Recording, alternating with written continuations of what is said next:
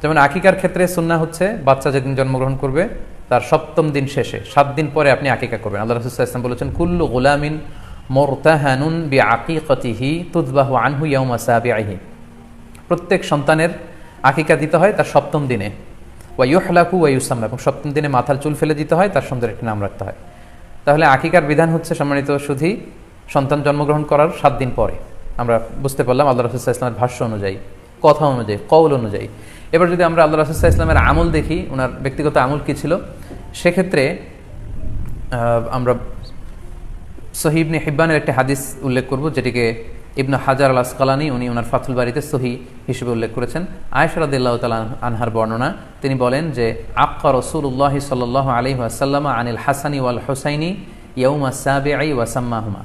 আল্লাহ রাসূল সাল্লাল্লাহু আলাইহি ওয়াসাল্লাম নিজে ওনার দৌহিত্র অর্থাৎ ওনার নাতি হাসান এবং হুসাইনের আকিকা নিজে করেছেন 7ম দিনে, এবং 7ম দিনে তাদের নাম রেখেছেন। একজনের নাম রেখেছেন হাসান আর একজনের নাম হুসাইন।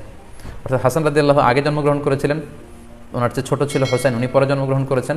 তো ওনাদের জন্মের পরে 7 দিন পরে আল্লাহ রাসূল সাল্লাল্লাহু আলাইহি ওয়াসাল্লাম ওনাদের আকিকা দিয়েছিলেন, এবং 7ম দিনে উনি আকিকাও দিয়েছেন এবং তাদের নামও রেখেছেন।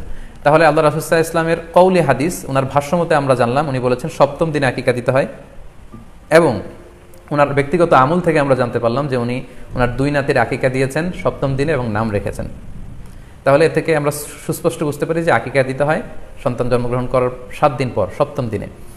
যদিও তবারানিতে আরেকটি হাদিস এসেছে যেখানে বলা হয়েছে যে আকিকা 7ম দিনেও দেওয়া যায়, 14তম দিনে দেওয়া যায়, 21তম দিনে দেওয়া যায়। যদি 7ম দিনে কেউ দিতে না পারে কোনো কারণে, তাহলে 14তম দিন, না পারলে 21তম দিন।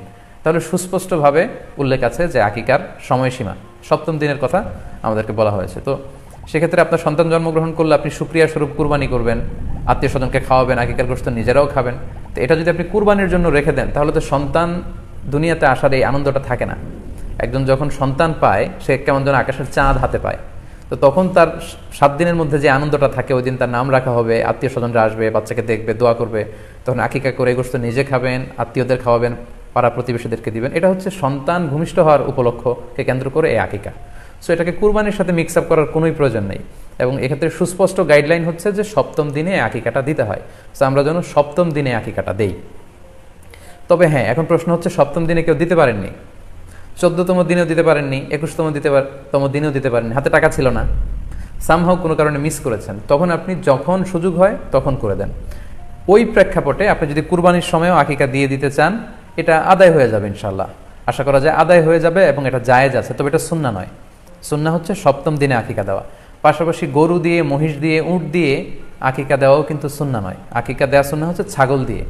হ্যাঁ, গরুর 7 ভাগে 1টি ভাগ কুরবানির সাথে যদি আপনি আকিকা দিতে চান, আকিকা আদায় হয়ে যাবে, এটা জায়েজ আছে, কিন্তু এটা সুন্নাহ নয়।